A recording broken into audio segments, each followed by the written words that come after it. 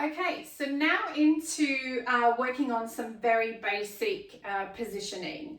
So things like a downward dog. What I often find is the more flexible you are, the less you tend to feel the stretch. And obviously the tighter you are, the more you're going to feel the stretch.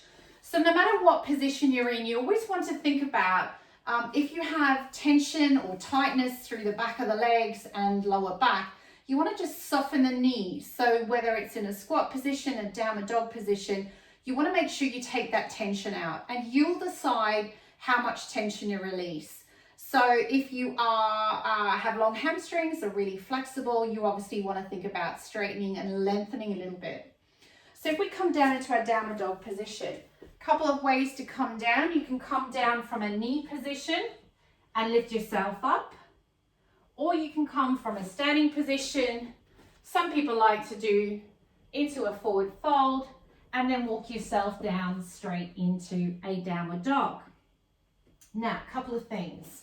Hand placement. What tends to happen is people often complain about pain or discomfort in the wrist, or if you're new to yoga, you'll find a little bit of tightness in the upper body, so maybe you don't quite have the strength to support yourself.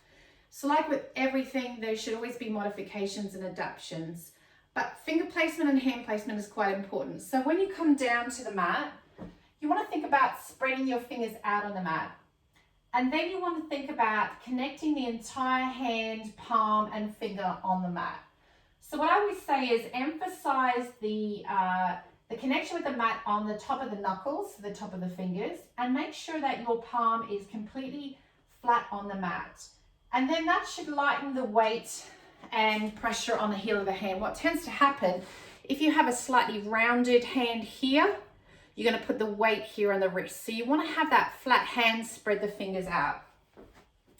Next point is the length of your arms. So we want to make sure that when we're in our downward dog, we get that beautiful upside down V position. So feet are hip width apart, hands are shoulder width apart. We think about a nice upside down V, so our hips are nice and high. Again, like I said, you might have a bend in the knee to release out the back of the legs. And we want to have that head and head going through the shoulders, looking, and I always say nose to knee, just so that you know where the direction that you're looking for. What we want to avoid is hyperextending the neck or putting it in an uncomfortable or tense position. So you think about hips high, and then we use the out breath to come a little bit deeper. So like I said, if you've got tight legs, you have the knees bent. If you want to deepen the stretch, you start to push the heels down, lift the hips up, and then you've the option to then come a little bit deeper in it. So you might find at the beginning of the class, you're fairly tight, your heels may be up here, your knees may be bent, and then after you've stretched, after the blood flows through the body and you get a little bit warmer, you may find that you come a little bit lower.